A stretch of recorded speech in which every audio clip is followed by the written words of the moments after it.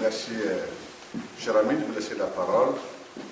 Je voudrais vous saluer tous les participants à cette importante rencontre. Et comme vous l'avez dit, en tant que ministre de la Culture et de la Francophonie, je suis fortement impliqué et intéressé dans la défense du patrimoine matériel et immatériel.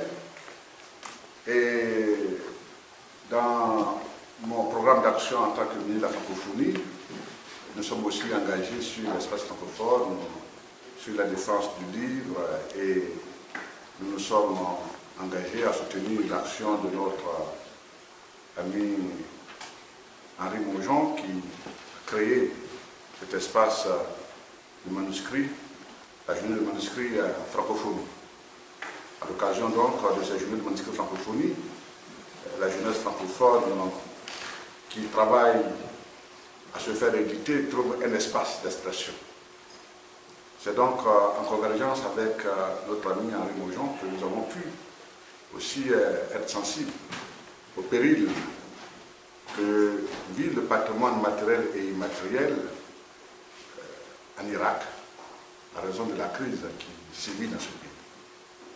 Nous savons tous les dégâts que les djihadistes ont pu causer au patrimoine matériel et immatériel en Irak, les biens du patrimoine mondial qui sont détruits et les manuscrits de grande valeur qui datent de plusieurs siècles du monde chrétien dominicain en l'occurrence, qui sont menacés. Et nous avons pris l'engagement de soutenir le père Najib pour ce qu'il fait en Irak, cette action héroïque. Nous avons pu, avec le père Najib, eu à participer à une émission à la télévision. Et je suis passé chez TV5 il y a quelques mois et j'ai pu aussi lancer un appel. Récemment, j'étais au Quai Branly à l'occasion du vernissage des œuvres de maîtres ivoiriens qui datent de plusieurs siècles, de la sculpture. Et nous avons pu également soutenir un projet que nous voulons défendre à l'UNESCO à l'occasion de la prochaine réunion que l'UNESCO organise à Bonn, en Allemagne, sur le patrimoine, pour qu'il y ait une justice internationale contre tous ceux qui pillent, détruisent les biens du patrimoine matériel et immatériel. Ces biens qui sont irremplaçables, ces biens qui sont un trésor. Et c'est donc en luttant contre le terrorisme et toutes ses formes, l'intolérance, toutes les formes de criminalité qui sont nourries par l'ignorance.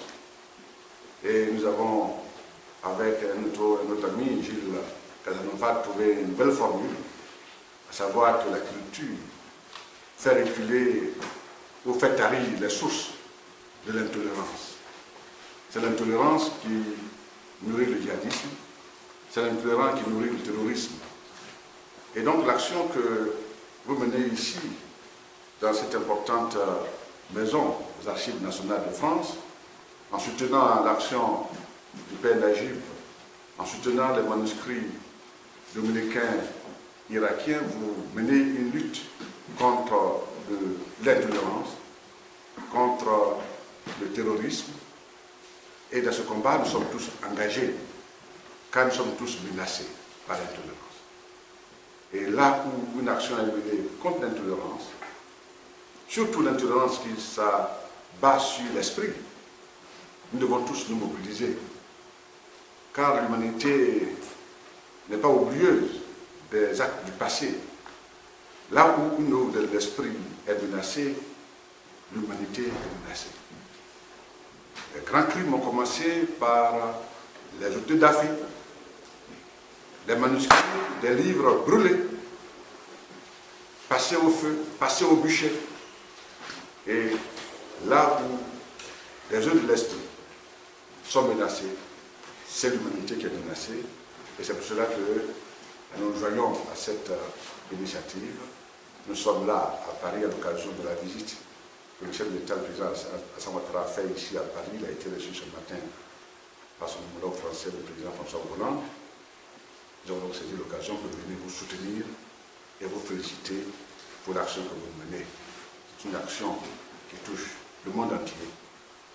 Et aucun Africain, aucun homme, quelle que soit la race, quelle que soit sa couleur, ne peut se tenir à l'écart de cette action. Félicitations à vous tous et merci pour cette action. Merci.